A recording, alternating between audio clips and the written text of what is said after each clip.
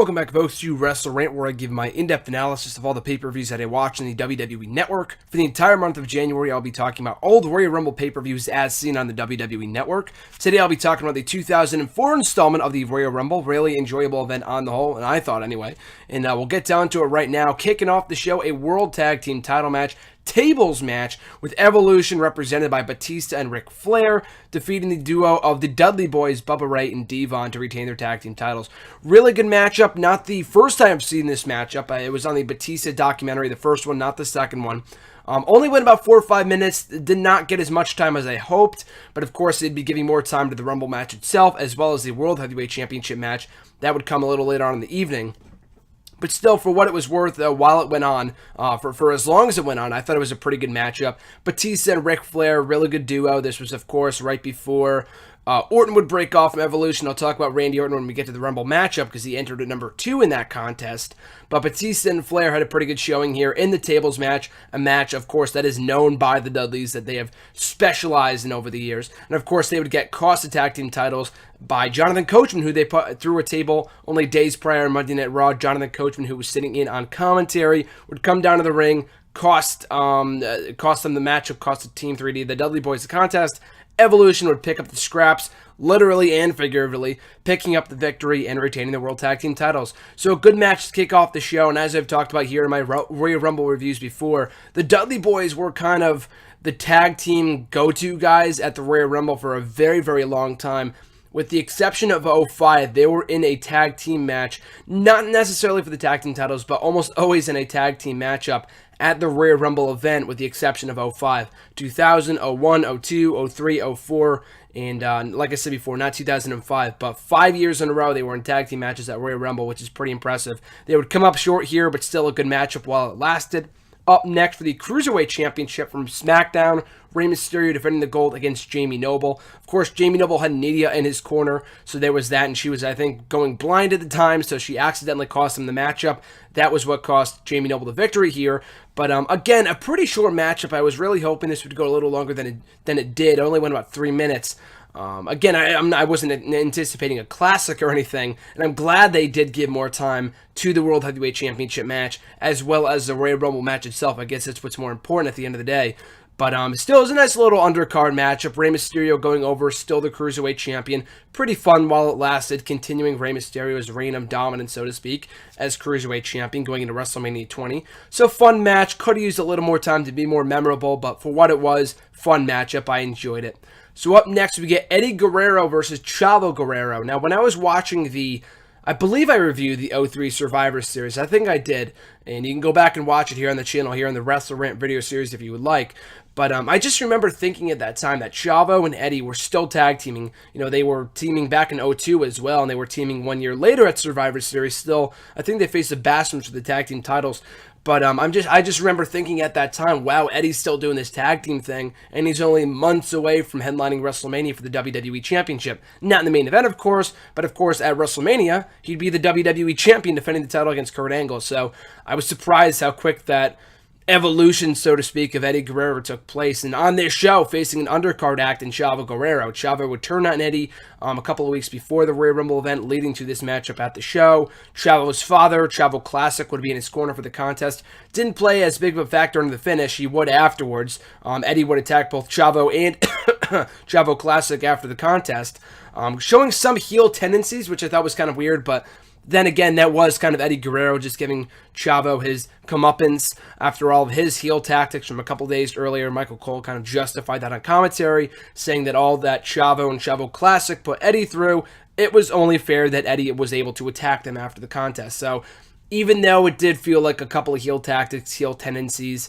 that was Eddie Guerrero, lie, cheat, steal. I mean, that was kind of par for the course for Eddie Guerrero's character.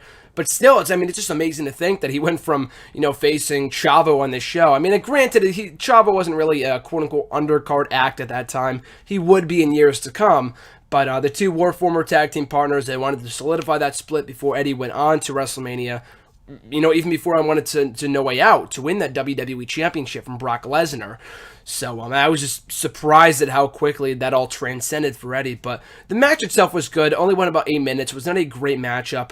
But of course, it would give the Eddie Guerrero that win, and they didn't need to have Chavo win to continue the feud because, like I said before, they would really rush into Eddie's big WWE title chase. So they really just wanted to get it over with and, build Chavo up as, also a threat to the Cruiserweight Championship at WrestleMania. He's an undercard act. He always will be, always has been. That's who Chavo is. He's not a very interesting guy. I know he pales in comparison next to Eddie, but he's a very good talent, though. I've never been the biggest Chavo Guerrero fan. But he's always had a couple of very good matches over the course of his career. And he would go on to do that at WrestleMania 20 in a Cruiserweight title match with Rey Mysterio. Again, like I also reviewed here on the channel before, go back to last March or April, I talked about that WrestleMania 20 show if you want to go back and watch it or listen to that review. So up next for the WWE Championship, we had Brock Lesnar defending the title against Hardcore Holly. Now, of course, this matchup, it really seems weird on paper to anyone that doesn't know the story behind it. But Hardcore Holly had his neck broken by Brock Lesnar about a year and a half before this show. Hardcore Holly came back with a vengeance in the fall of 2003. They were on opposing teams at Survivor Series, I remember. So leading to this championship at the Royal Rumble. So Holly has never been the biggest legitimate threat in his career, I guess you could say. It was at the same event that he was involved in the Intercontinental Championship match at the Royal Rumble, I believe in 2000. But, in 2004, he was really an undercard guy. I like Hardcore Holly. I've yet to read his book, but I heard it was great.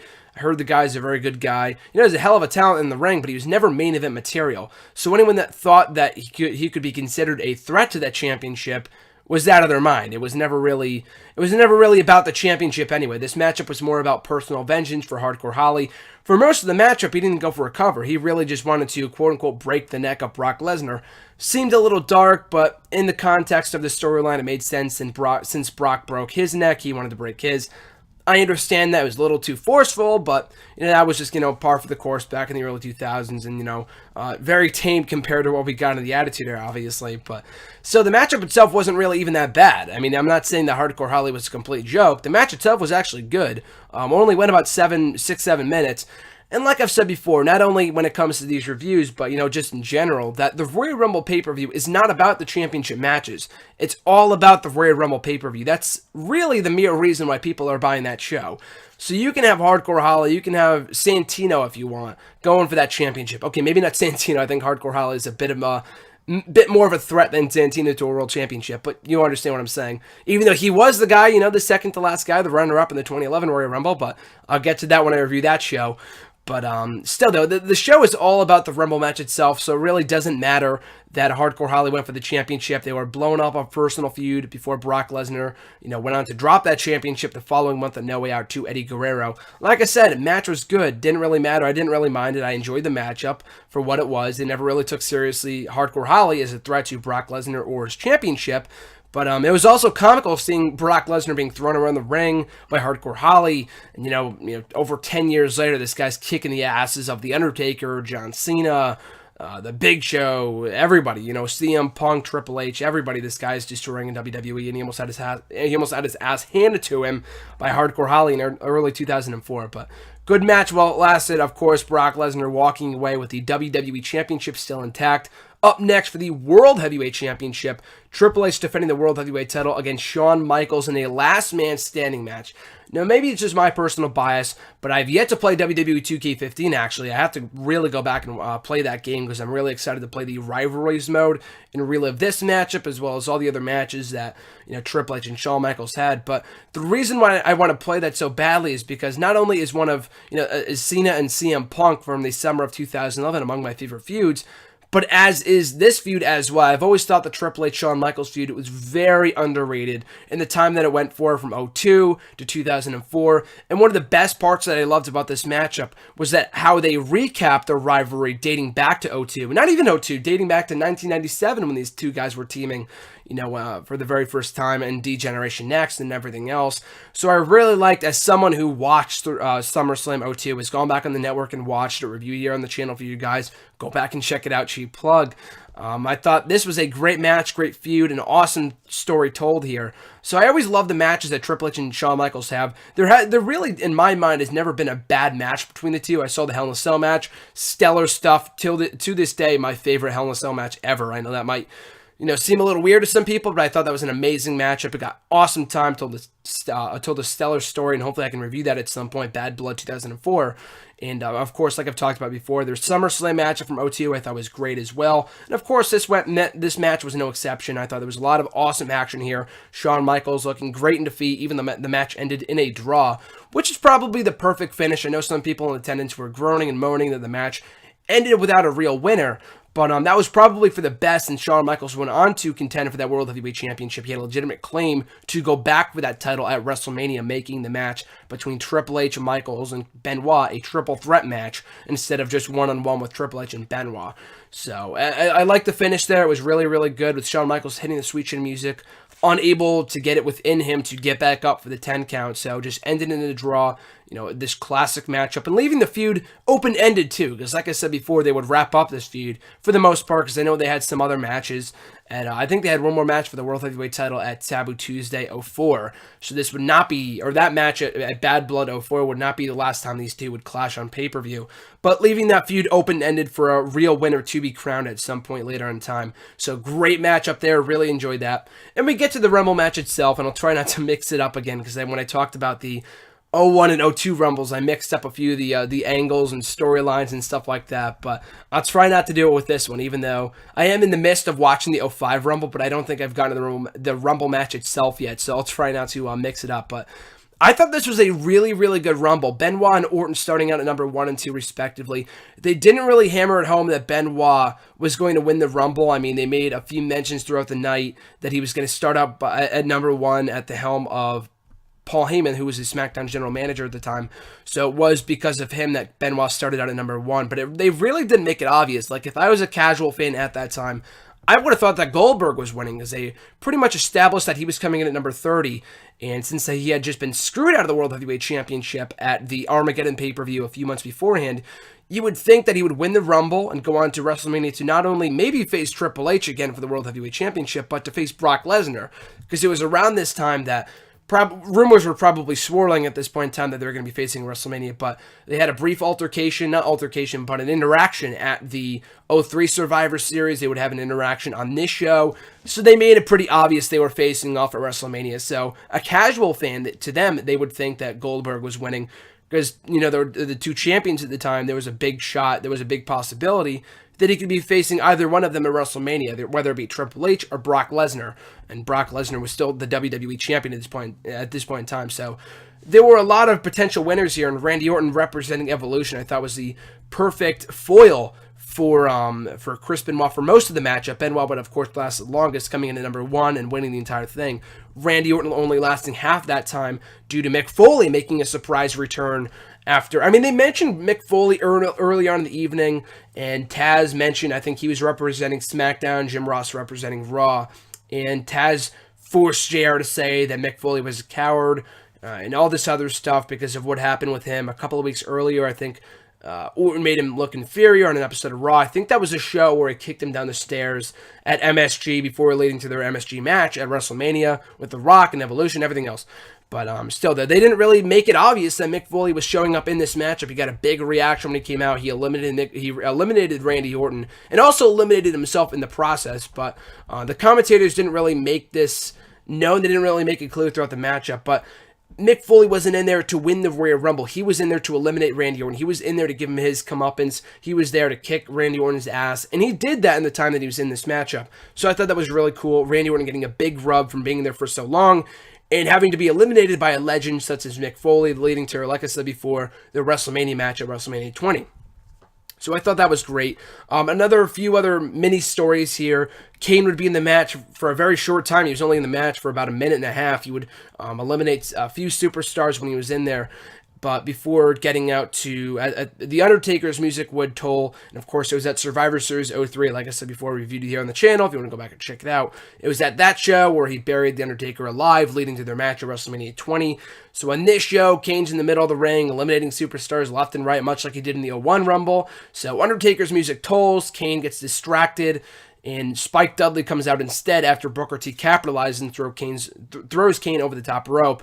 And Spike Dudley comes down. They try to play it off like it's all in Kane's head, even though like everyone in the arena saw it, so they made it pretty obvious. But Kane would destroy Spike Dudley, was not even able to enter the ring because of that. But still, the nice little story told with Kane and Undertaker there, even though the Undertaker wasn't technically there. And I was really impressed in how well they held off in that feud and holding off until bringing back the Undertaker at the WrestleMania show. Like, they would have the bell toll.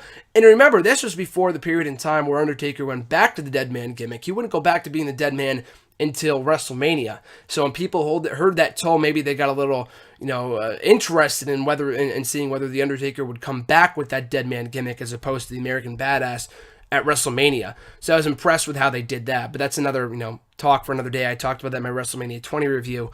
But still, the nice little mini story there with Kane, something you don't see too often. I don't think we have seen since, with someone's music going off and then not coming out and having it be somebody else instead. And only perfect for The Undertaker, of course, given his character. So I thought that was really well done. So good stuff there. We would get a brief cameo from Ernest the Cat Miller, of course, of WCW fame, coming out to Somebody Call My Mama, a theme that would be later used by Brodus Clay in 2012. He would come down with his little sidekick for about a minute in the ring, just dancing and whatever else. And, the crowd didn't really care. They actually popped when Randy Orton and Chris Benoit eliminated them.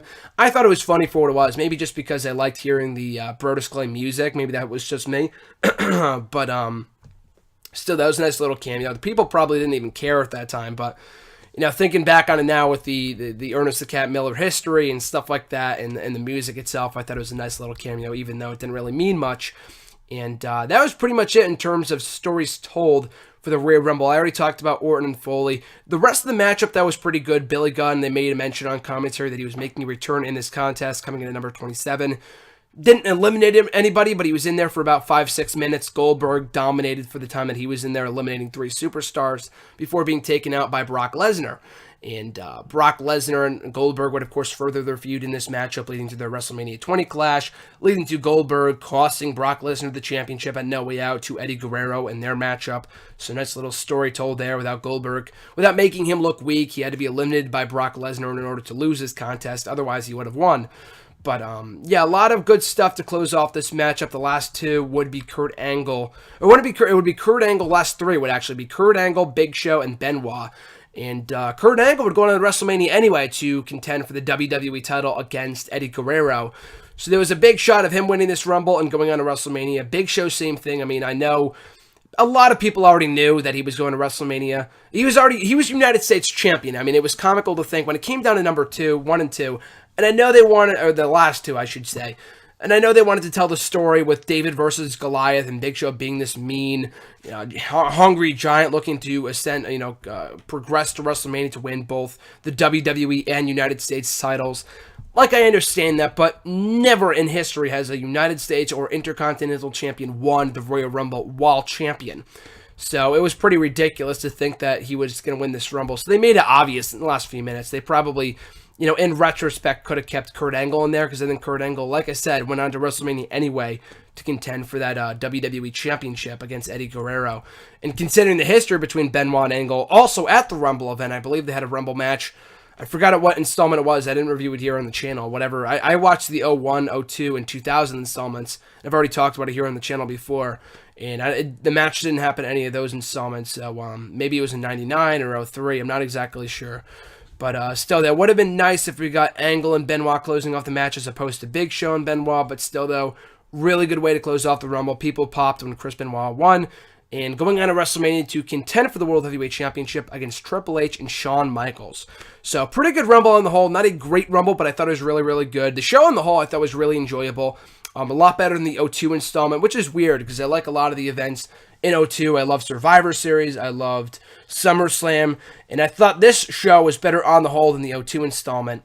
It was very well-rounded. I mean, the first two matches, Rey Mysterio and Jamie Noble, and the tag team title match, they were good. Could have used more time, like I said before, but it was smart in saving that time for the Rumble match itself, going well over an hour, as well as for the World Heavyweight Championship match, which is, well worth going out of your way to see on its own, including that with the Rumble. And Lesnar versus Holly was good. Eddie Guerrero versus Chavo, didn't really care for that much, but it was a nice story told to solidify the split between Eddie and Chavo before Eddie went on to enter the WWE title picture.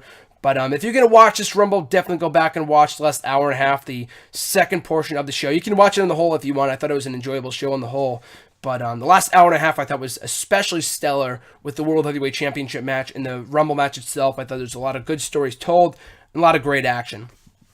So on the whole, I give this show a thumbs up. Definitely go back and watch on the WWE Network. So for the remainder of January, I will be talking about the 2005 installment in my next video, which should be up tomorrow.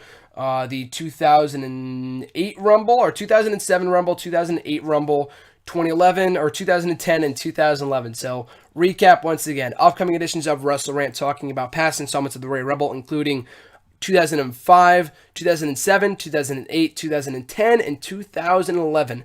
So make sure to stay tuned for all of those reviews. As always, folks, thanks for listening. Thanks for watching. Always appreciate it. Make sure you like, comment, and subscribe. I'm Graham Jason Matthews, and I'll catch you guys in the next video.